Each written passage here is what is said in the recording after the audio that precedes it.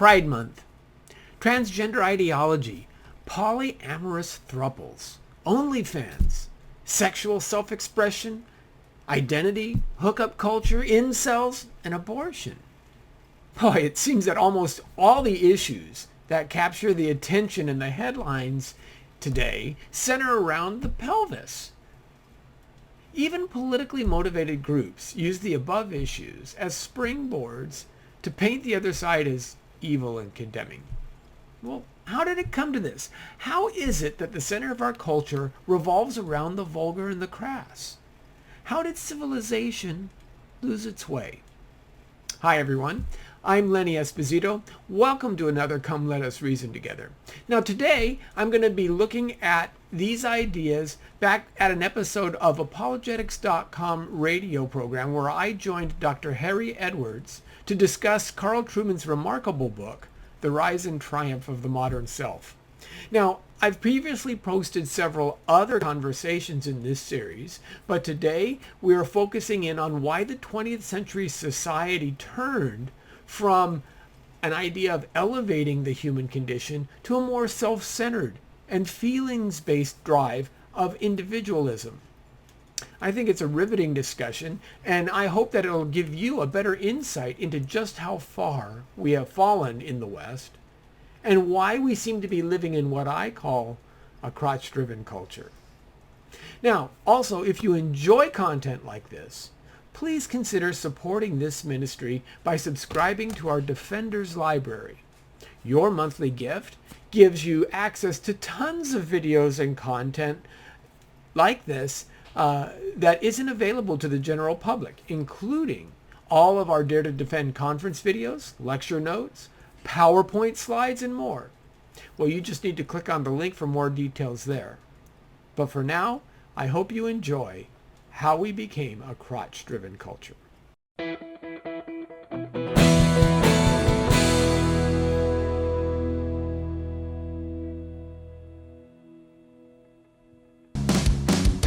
Well, welcome to the Apologetics.com radio show where we challenge believers to think and thinkers to believe.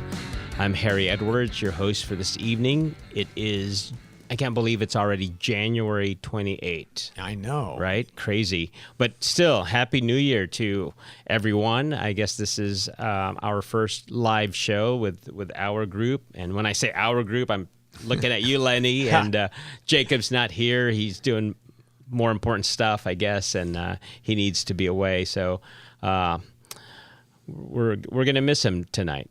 But anyways, Lenny, how was the holiday season for you?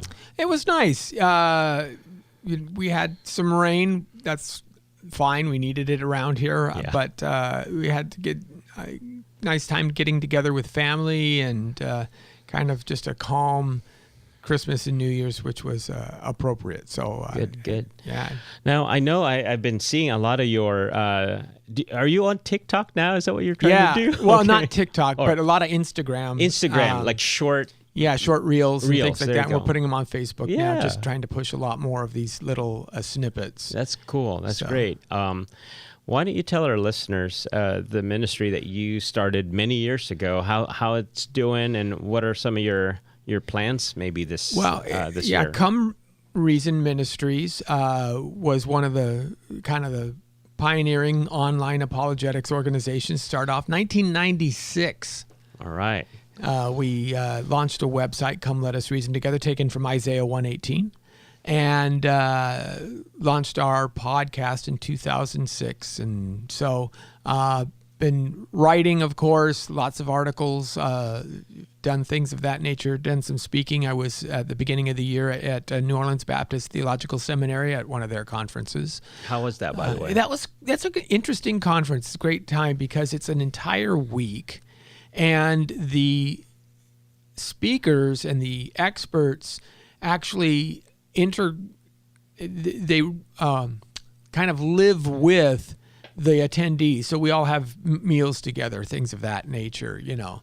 And it's a pretty intensive set of week of. Who are some of the speakers then? You had this year. You had Craig Hazen was there. Sam Alberry was there, Rob Bowman, Tim McGrew, of course, Robert Stewart, Lisa Fields, just a lot of kind of well-known names. James Walker, who actually brought an atheist friend with him, and they had a discussion online, which was pretty interesting. Nice. But a lot of folks with names that you'd recognize are there, and that was a great time. And then in March, we're doing a conference here in Southern California that I'm putting on called Dare to Defend. And you can find out more about that with daretodefend.com. Jay Warner Wallace, Hugh Ross. We're going to have Beckett Cook speaking with us. Craig Hazen's going to be out again. So there's a lot of really good topics. The who's who in Christian apologetics. Monique Dusan. And talking about some of the issues that we're going to talk about tonight on the shift in culture and critical theory and sexual liberation and all of those kinds of things. So that's available. That'll be March 10th and 11th. Okay, just check it out on comereason.org. Right. All right, very good. Well, tonight is actually going to be pretty impactful. We are continuing our discussion on Truman's book, and it's The Rise and Triumph of the Modern Self. And I would encourage you to pick it up if you haven't. Some of the who's who in Christian apologetics, and just anyone who knows and critiques culture today, they would recommend this book. In fact, Rod Dreher said this is without question one of the most important religious books of the decade. So that's really high praise coming from Rod Dreher, who also writes in this kind of like in this field. So that's really nice of him to say that. Ben Shapiro said this is the most important book of our moment. And I'm beginning to appreciate it and realize that I think those gentlemen are telling the truth here. Chapter 7 is gold. This is really good. I think this is where it really, I think Truman does a masterful job of synthesizing the ideas of Marx and Freud. So this is the chapter where, after he's done a little bit of genealogy of ideas, beginning with Nietzsche, Marx, Darwin, now you come to, I think, the meat of this book. So I think chapter 7 is the 20th century turn. It's where. And he had laid out in the early chapters with Philip Reif, where we had, if you remember, political man, and then religious man, and then the psychological economic man. Economic man, and then and now this is where it all turns. And again, those first three types of individuals measured themselves and their self-identity against external reference. How do I compare to what the church expects a person to be? How do I compare to what a good citizen would be as a Roman citizen or as a Greek citizen, an Athenian or something to that? How do I measure myself against even the other industrialists and are the people who go to work every day and say I'm, earning my bread, providing for my family? Those are all external reference. Now, all of a sudden, we see where it starts to invert, and your reference of yourself is how you feel, how you understand who you are. It's very subjective. It's subjective, and it's very internal. You're internally examining. So there's nobody out there to measure against. It's all about you. Right. And the interesting thing when it comes to worldviews, when the external no longer works in the mind of a person unaided by the Holy Spirit, all right, if there's nothing out there, there's no more enchantment, right? They don't find it out there, then the next place to look is yourself. There's nowhere else. Well, because that's the only thing, and one of the reasons why this becomes successful is because we live in an age that has done a couple of things. Marshall McLuhan makes a very pertinent point of, as the rise of media starts to dominate our understanding of the world, and the progenitors of that media become more sophisticated, where you're not just telling a story or reporting a story, you're making people feel it, you're making them experience it, right? Film immerses you now. And so your feelings become more important. Work becomes less critical in the sense that it's always going to be there. So you have the rise of affluence, you have the rise of technology, which makes work easier, not as dangerous. You're guaranteed 3 meals a day. You don't have to worry about that stuff. So your survival capabilities are taken care of. And now you can start thinking about, and the only thing that you actually do know is how you feel. That's the only thing that you can say, I know that this is how I feel. Right. And because media can take you places, and all of a sudden feelings become paramount and important. And I think some of the guys in the 20th century picked up on that fairly early, and that's why they said, we can take Freud, who made such a big splash, and we can use him to rescue our project of making, quote unquote, liberating all people from the drudgeries of the world, from the nihilistic self-existence that they're trying to capture. Well, specifically also sexual repression. Well, that's they use it through sexual repression, but they first of all see people as oppressed in general. Just and as we said, it started off Marxist, right? It started off, the oppressed were the people who were the have-nots. You had a very small number of people who lived very well, the land barons, the railroad tycoons, the oil magnates, and you had a whole lot of people who, in their eyes, were working a lot of hours and not getting a lot in return. Now, you still see that today. The reality is actually different. If you see a Jeff Bezos or a Elon Musk or these guys, they're not putting in 4 hours a day. They're putting in 12. They live their work, and which is why their relationships all suffer, because they're singularly obsessed with that conquering of whatever space they're in.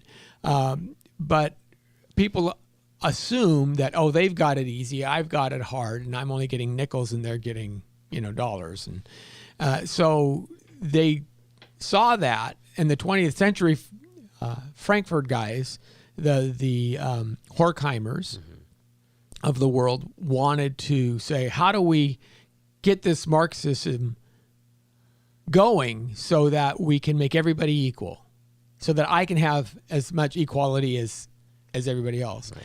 And the problem, of course, is that when you put Marxism in the real world, as the Soviet overthrow of the czars show, it actually kind of collapses in on itself, and it doesn't actually work in the real world. Right. And we're seeing that right now. It frustrated a lot of them. They're like, well, what can we do? Because it should have been, Marx made it sound so plausible that economically it's going to happen, that the proletariat is going to revolt against those bourgeois guys who have all the money and have all the control, and we want the control, and we want to have it all shared equally. And the problem was it wasn't happening. That didn't happen at all. So they said, well, it must be then not economics that's the driver. It must be psychology that's the driver. Specifically, the most repressive aspect of psychology is sexual, because that's what Freud said. Freud said it's our sex that's repressed, and therefore that's the lever that we can get, because if there's something that pulls people more than money for most folks, it's sexual desire. Right. It's stronger than materialism, according to some of these thinkers. So thanks for setting that up, Lenny. Wonderful, just weaving all the ideas together and through history. Now, you were mentioning how Marx thought that perhaps this journey to utopia would happen through communism, but it failed. And just going to Truman's work here, he noted that for Marx's theory to work, that two things had to happen. Capitalism had to fail under its own weight, And second is the working class to develop a political system that justifies the wrong assumption that both the working and the middle class possess values that work against each other. That really didn't happen. They were working together, not against each other. So we know that capitalism did not fail, and it had a chance to fail in 1929 when the stock market crashed, and which led to the Great Depression. And yet America survived that and even thrived. And Germany, which was probably the worst hit in the world depressed movement, because they were the conquered of World War I, and they were embittered by the fact that they lost, as well as they had to try and rebuild their economy, their entire economy, as they were decimated from the war. Right. And so instead of turning to communism, they turned to fascism. Right. Which that didn't work either. No, ultimately no, because you got one totalitarian guy coming. But what's interesting in that is, if Marx was right, then we have Russia that has, again, the czars living the high life. There's a small bourgeois contingent that holds all of the power, all the landowners, much like the Middle Ages, where you have the lords controlling all the land and then the serfs kind of working it. Russia's kind of still in that state, and you would have expected there that the workers would rise up, revolt, and take control of everything. That was Marx's theory. Right. It didn't happen in Germany. It didn't happen in the Soviet Union or Russia at that time. So in the real world, all of a sudden, Marx's theory isn't playing out the way Marx said it would play out. And this bothered some people. This bothered the communists in the 1930s, especially after Lenin. When Stalin comes into power, he's even worse than Lenin. I mean, it's not just a temporary dictatorship of the proletariat. It's like a heavier hand. Right. And they're like, what went wrong? Well, which led to, again, this Italian thinker, Antonio Gramsci, just picking up the pieces of failed Marxism.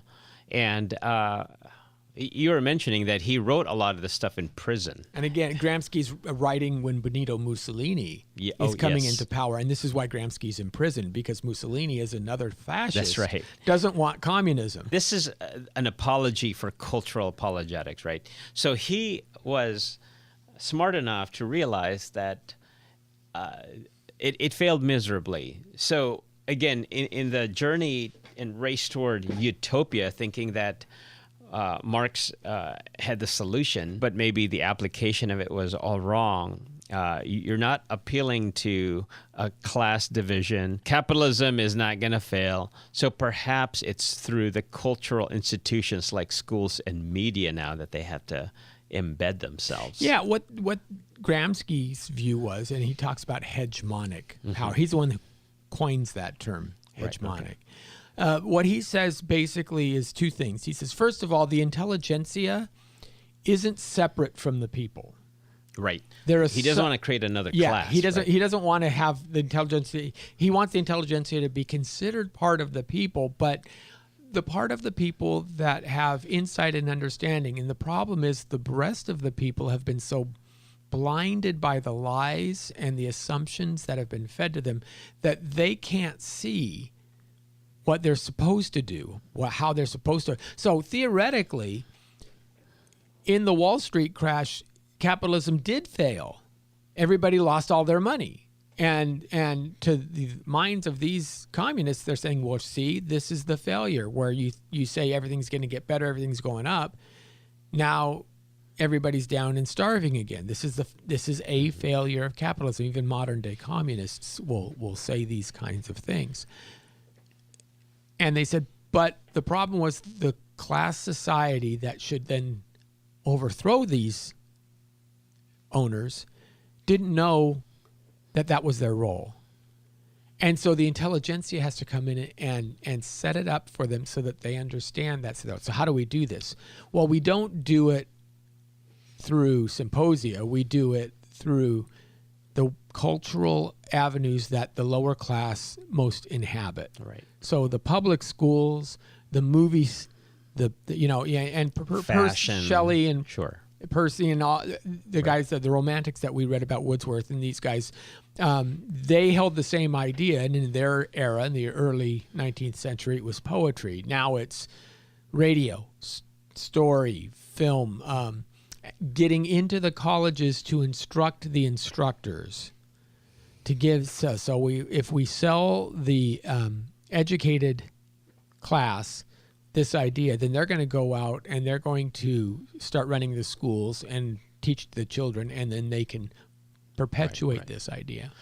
And a lot of that thinking kind of resulted in the formation of the Frankfurt School, where a bunch of these thinkers, a lot of them German thinkers during that time, they just wanted to take down these institutions that apparently are keeping the oppressors in power, in their privileged positions. And so out of the Frankfurt School comes critical theory. Now, I know there's a lot of talk about CRT, critical race theory, and everybody seems to have an opinion about it. But we want to highlight, I know, Lenny, you made it very clear that really there's a whole subcategories, and CRT is just one of them. Yes. But critical theory, actually, again, coming out of the Frankfurt School, has a lot of, I want to say, damnable qualities, really. Like you were saying, not any of those were based in data or fact. A lot of them were just musings by these social theorists, right?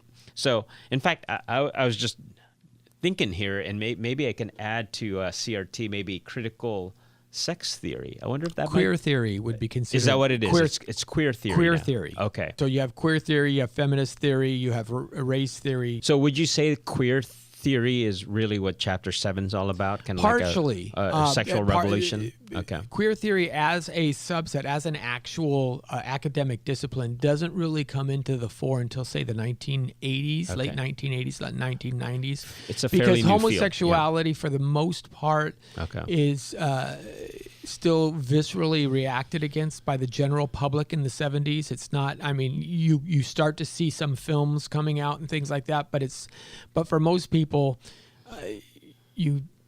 they wouldn't accept that. All critical theory, though, is based on two assumptions, to your point. So the first is that the world can be divided up into two classes of people. There's the oppressors and there's the oppressed. Right. You're in one of those two classes.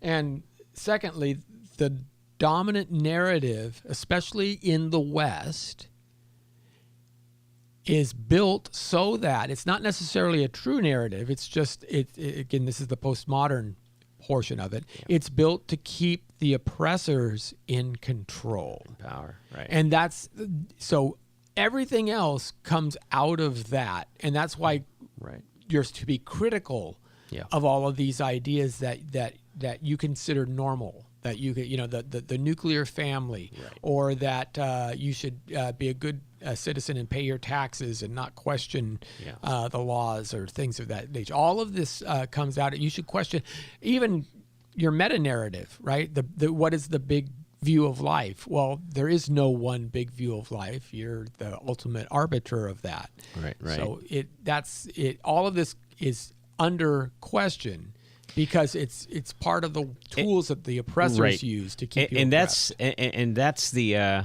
terrible outcome of the Frankfurt School. Like you said, everything is in question. Now, I want to say, to their credit, some things have to be questioned. Sure, absolutely. But they absolutized everything, and literally nothing was spared. And there is no answer. That the problem is when you're going to be critical, when you're going to critique something, usually you have to have a standard against which to critique it.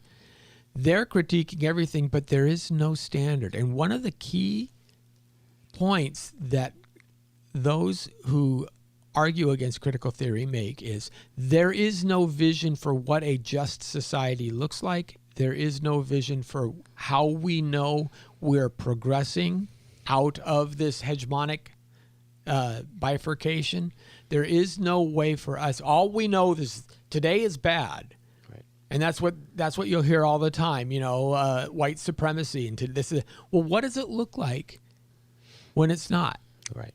What does the perfect society look like? And they don't offer that power. So there's no standard against which we can critique anything except to say everything that you believe, everything that's considered appropriate in normal discourse today is null and void. You and I talked before the show started that we would ask for callers. Yeah.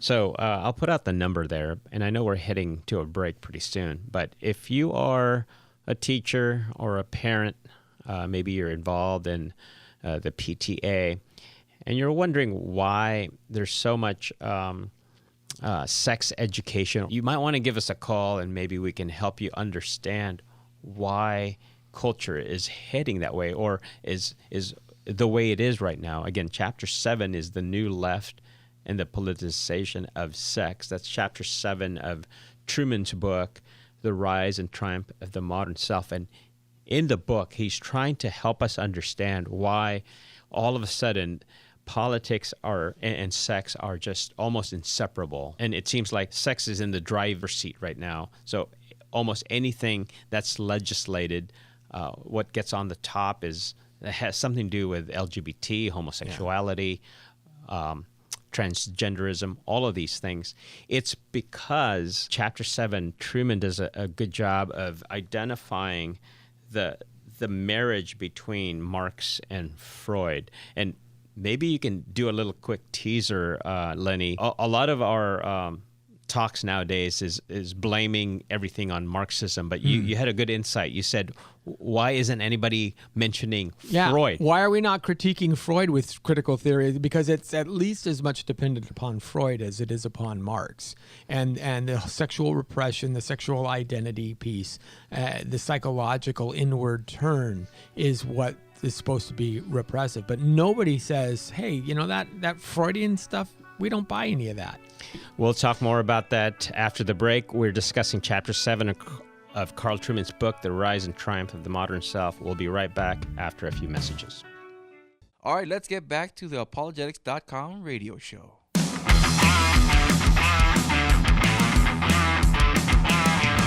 Well, welcome back to the second half hour of the apologetics.com radio show. I'm Harry Edwards, your host for this evening. It is January 28th, and Happy New Year to everyone that's listening. And Lenny is my special guest for this evening. We don't have Jacob tonight as he's just busy with other important church work, so that's good. He'll be back next month, though. But we put out a number out there. You can give us a call right now. The number is 888-995-5552. If you want to join our discussion. Again, we tried to set up the whole idea of why a lot of these, why sex seems to be prominent in culture today. And when I say sex in general, we're talking about transgenderism, LGBT, homosexual issues. Well, even in heterosexual aspects, Yes. The idea that if you're a virgin, you might be mocked for it. How strange. Not even, necessarily made fun of, but why would you be a virgin? So sex becomes a central aspect of self-identity, and we see it in our advertisements. We see it in our sitcoms, right? We always, even the like I said, the lovable Lothario, the Joey Tribbianis or the Barry Stinsons that play out in they're oh, that's okay. They're abusing thousands of women on the TV show, but we still love them because they have a heart of gold. Well, maybe the fact that they're abusing all of these women shows that they don't have a heart of gold. Right. So it's the new left that really is trying to take down all of these institutions, and one of the biggest would be our current sexual mores or norm. Freud had this idea to have a civil society, you need to repress some of these desires. Yeah, he said that we had two principles. The pleasure principle, which was innate in all of us. We have desires.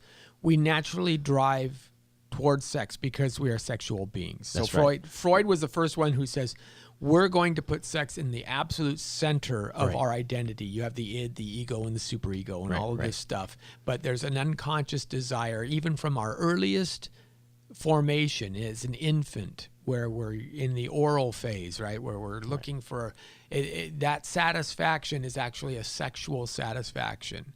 And then he says, but we can't be freewheeling sexual beings all the time because anarchy would break out. People would be raping each other, taking people off the street, right? That's not civil. Right. So we have to repress that. So we have the repression principle. Right. And these two sit in tension. Right. With one another, and they can't be resolved. That was Freud's thought, that you can't have that inside. Enter again Frankfurt School, and Marcuse's thought on this. Herbert Marcuse was a sociologist, right, in the mid 20th century, and he was a professor. And he had this idea. His thoughts were a little bit nuanced. That's why it seemed so convincing. And he was saying that Freud, borrowing from Freud, and a little critique from Freud, saying that he didn't go far enough because perhaps Freud was just stuck in this historical moment. And so Marcuse and the other Frankfurt School folks thought that perhaps if you just take Freud's ideas, take it out of history, perhaps it might apply today. So perhaps instead of having sex being repressed, perhaps really what you need is to liberate it so that you fulfill your true self. And so that's what we have now. From this crazy idea, you have all of these other sexual deviant ideas flow from it, and we can just go down the list here. But let's talk about feminism. What the difference perhaps between the first wave feminist and the second wave feminist? Well, yes.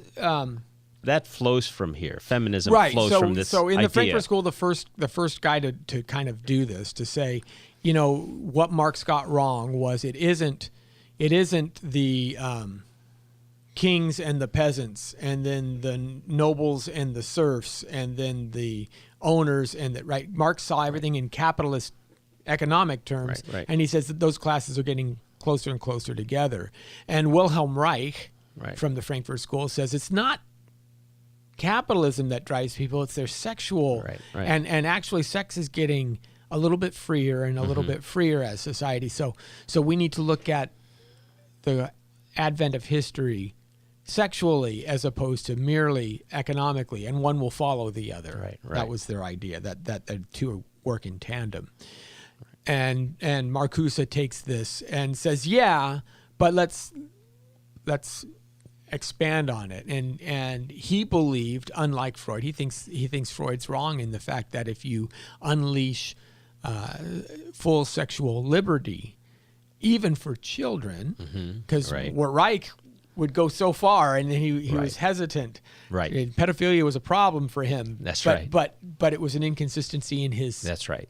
In his because one can always say, hey, it's wrong for your time, but could there be another time where it might be right? Right. But he just avoided that issue. Yes, exactly.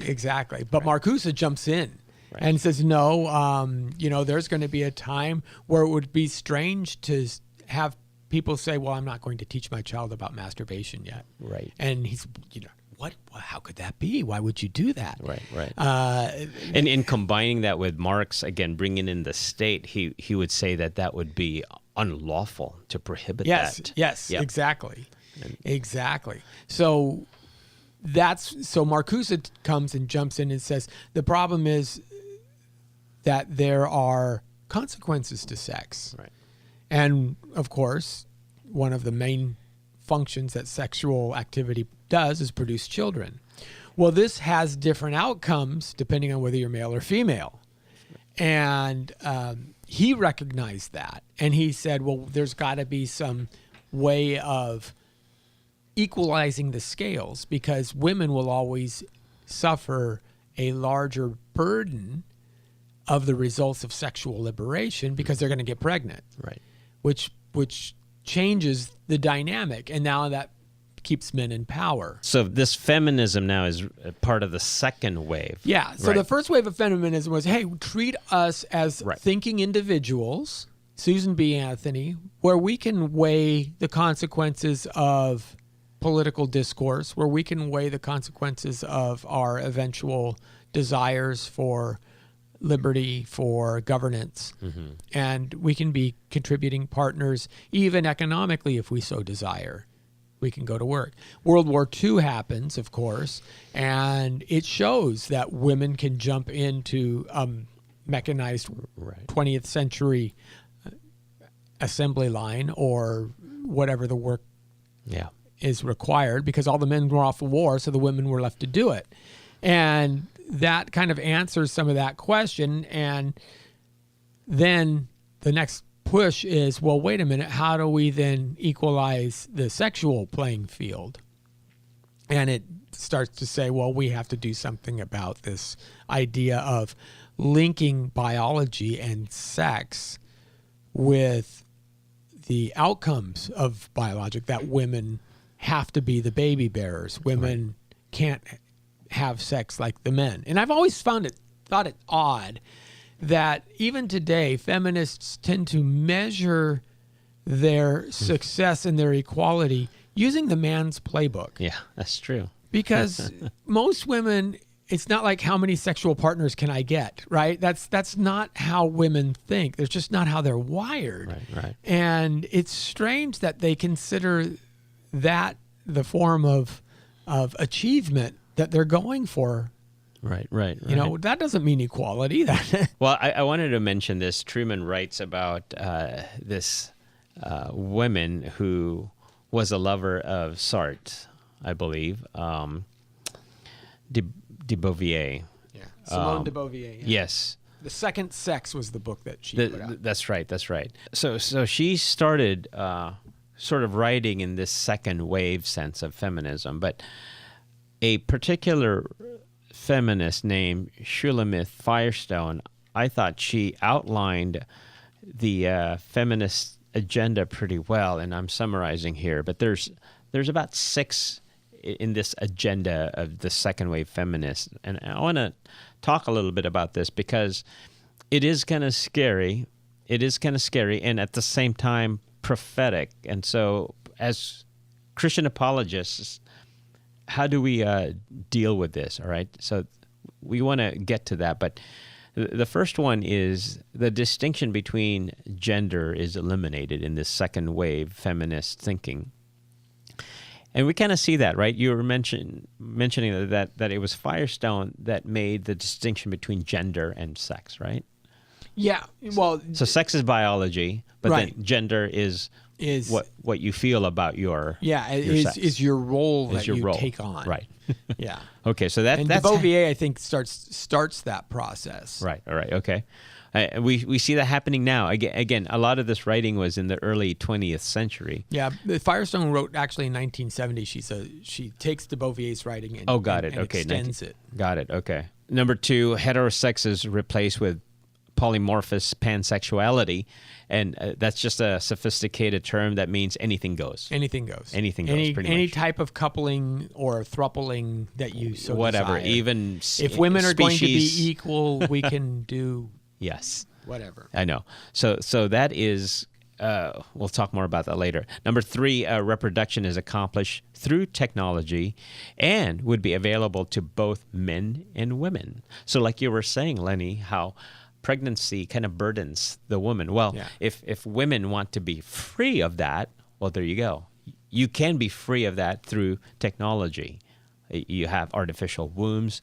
Now, you were mentioning how some company is developing. Well, no, there's a futurist who just put out a very kind of famous video, Hashim Al-Ghali, and he put out this video to show about creating basically baby making factories, making where we can birth up to 30,000 babies through artificial wombs. And why would you want to be pregnant? Because it slows you down for 9 months of your life, and you have to have the morning sickness, and then you have to go through the pain of childbirth. And, you with all of that, that's so much noise. And these biofactories will take all of the distasteful aspects of reproduction away, and we can have these babies here. And it's an 8-minute video that's actually pretty shocking in disturbing in its value. Now, if you've ever read Brave New World by Aldous Huxley, this is how Brave New World also starts. With the baby factories. And matter of fact, the people who have babies naturally, they're considered the savages. Right? And what the civilized people do is they anesthetize themselves through sex and through soma, which is the drug of the day. And that's, they're all programmed to say, this is my role, and we're all serving the greater society, and there's no more war, and we're all happy because we all are automatons, basically. Right, pretty much. And you're anesthetized, right? Too. Yeah, sure. Well, the fourth agenda here of the second wave feminists is the role of mother is abolished. So that makes sense. That kind of follows from number 3. Yeah, because you don't want she has more work to do than daddy. Right. And again, this is such even more worth. This is such a superficial way to understand parenting. I could easily craft a narrative that says, look, the most valuable people that we have is the next generation. Therefore, the best people that we can possibly find should be the ones who are rearing and developing those emotional relationships with the next generation. Right. And the guy who we schlep off to do some menial job just so he can get a few bucks to eat, that's called a servant. So I can easily provide a narrative that shows why motherhood is the ultimate high calling, why it is important to have the best people be the mothers, and not the going off to work and doing whatever, But that's not how our culture narrates this position. They say motherhood is the drudgery. Right. It's, you want to have a career first, don't you? Right. I mean, you have to have self-fulfillment. Maybe self-fulfillment happens when you're fulfilling the needs of others. Right. Which is what Jesus taught us. Or what you were created to be. Right. Yeah. The fifth one is difference in strength between children and adults is eliminated by cultural means. And I was mentioning this. Now, I don't have data to speak of, but I know in this culture right now, we have ways where children can be emancipated from their parents if they just go to the judge and say, hey, judge, my parents are XYZ. And then based on that, parents can be, or, they can be separated as families. Oh, yeah. Or more applicably, since January 1st, new law came into California. If you're, say, living in Texas, and Texas does not allow minors to undergo gender transition surgery, you can come to California, and California says the state can override the parent's desires for the destiny of the child. That the state knows, even though the child is fleeing to California, coming to California with no prior background, the state knows better than the parents what's good for that child. Right. Yeah. That's a law that's on the books today. Today, huh? It passed. Yeah, you're right. My goodness, what are we coming to here? But the sixth and final agenda of the second wave feminists is technology replaces human work. Yeah. So everything's just automated because we can't be burdened by work. Yeah, this is the very Star Trek vibe, right? We just explore space for the exploration of space. We've got replicators. We don't need to actually do anything. Except, of course, when the warp core breaks down or something like that, then everybody's doing something. But that's the fiction that makes it sound so good. And a lot of what I just read is happening already now. This was written, like I said, 50, 60 years ago. Yeah. And a lot of the technology that is rampant today was not even conceived back then. No, and it's amazing. It is. That how prescient those guys were in seeing these kinds of things. Well, I'm wondering, again, Truman doesn't really tackle this, but Lenny and I have been just sitting here just wondering, what does a mature Christian do in light of all of this? So we know that culture, the West right now, is embroiled in this sexual revolution, and it's done in a sneaky way. Yeah. It's not some revolution with arms. There are no bombs going off. And again, if we are to trust maybe the methods of the Frankfurt School, I believe they're successful today, no doubt. Now, it didn't take on right away in the 60s, but it's always been kind of there. And it finally is manifesting in crazy ways right now, where we don't even bat an eye if we talk about LGBT issues. It's just, if we see a rainbow, we say, oh, that's just normal now. Yeah. So our kids are growing up with sexual norms kind of like in chaos right now. Right.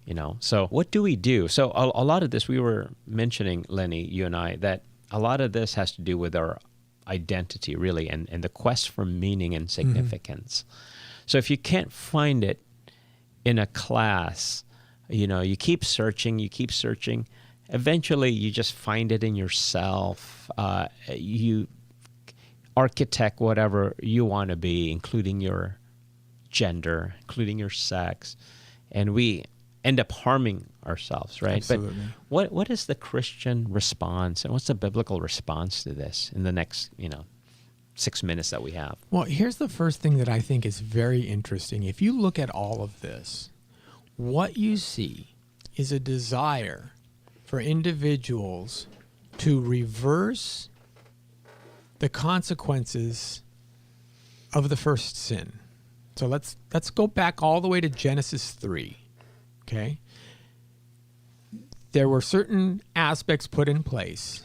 God gave man dominion over the animals, over the earth. God gave man a wife and said she will be his helpmate.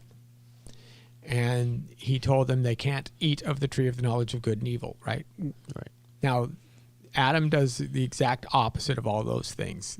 Eve listens to the snake instead of having dominion over the created order. The created order tells her what to do.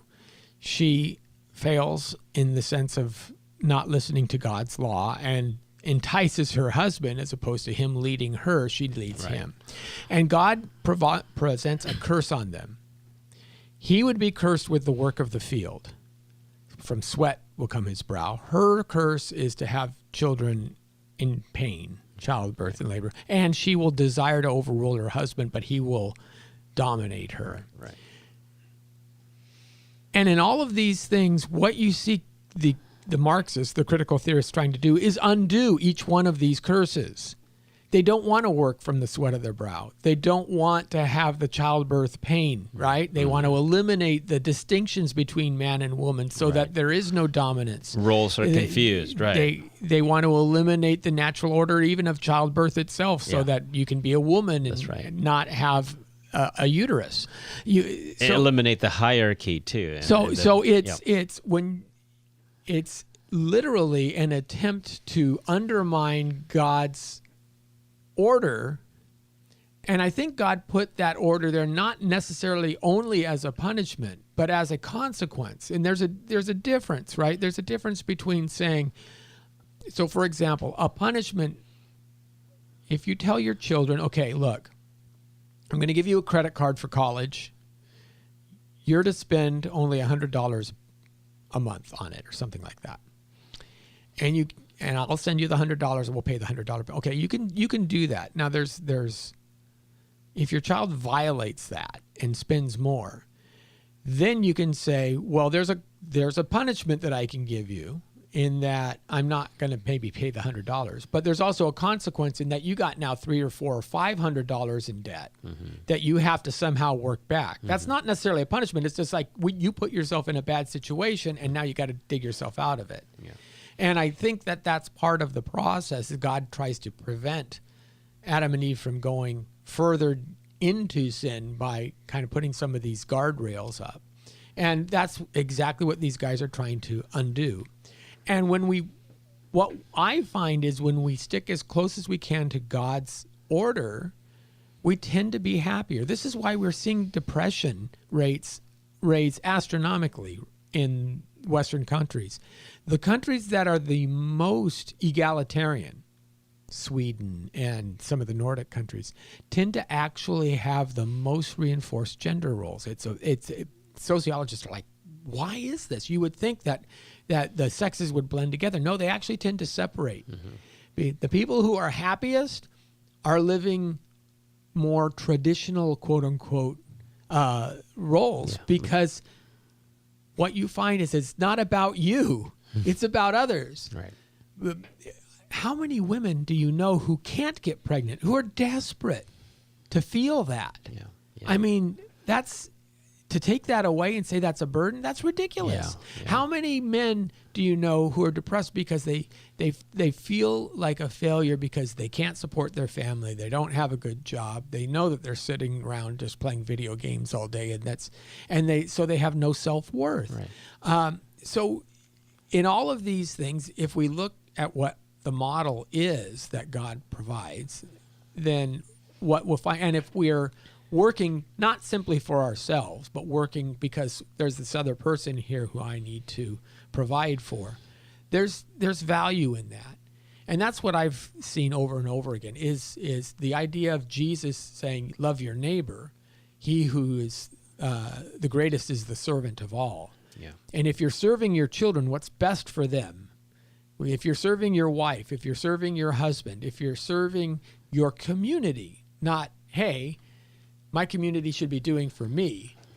They should be paying me reparations or something. But Right. What can I do to benefit the community?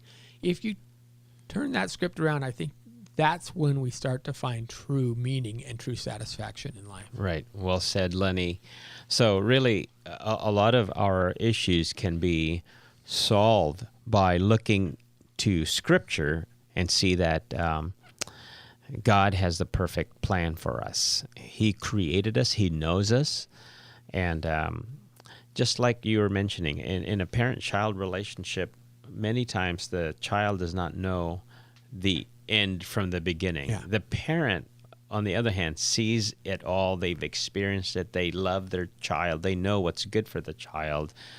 And so in many ways, we're like children, right? We're grasping in the dark. We don't know.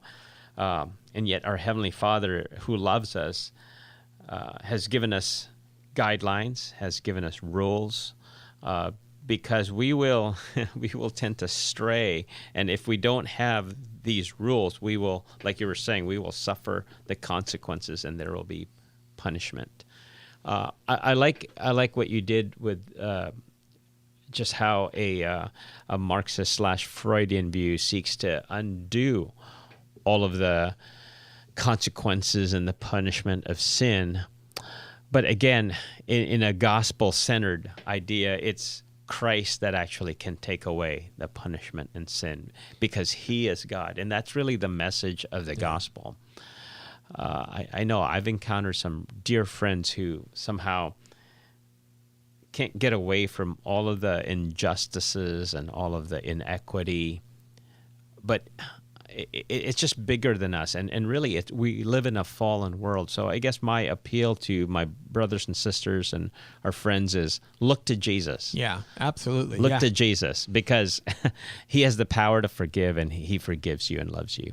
Well, you've been listening to apologetics.com radio, where we challenge believers to think and thinkers to believe. Our hope is that you've learned some aspect about the Christian worldview that strengthens your faith and make you want to learn more. We need to make Christianity attractive, as Pascal would say. So special thanks to my one and only panel, Lenny, this evening, and to the behind-the-scenes sound engineer, Remy and Colin. Thanks, guys, for making us sound good, making sure the mics work. And special thank you to our listeners. Until next time, good night.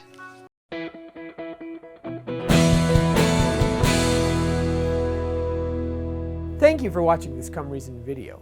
I hope you enjoyed it. If you'd like to see more videos like these, consider subscribing to our Come Reason YouTube channel by clicking on the subscribe button. And you can follow us on social media. Lastly, if you'd like to help keep these kinds of videos free, consider providing a donation by clicking on the donation button beside me. Thank you.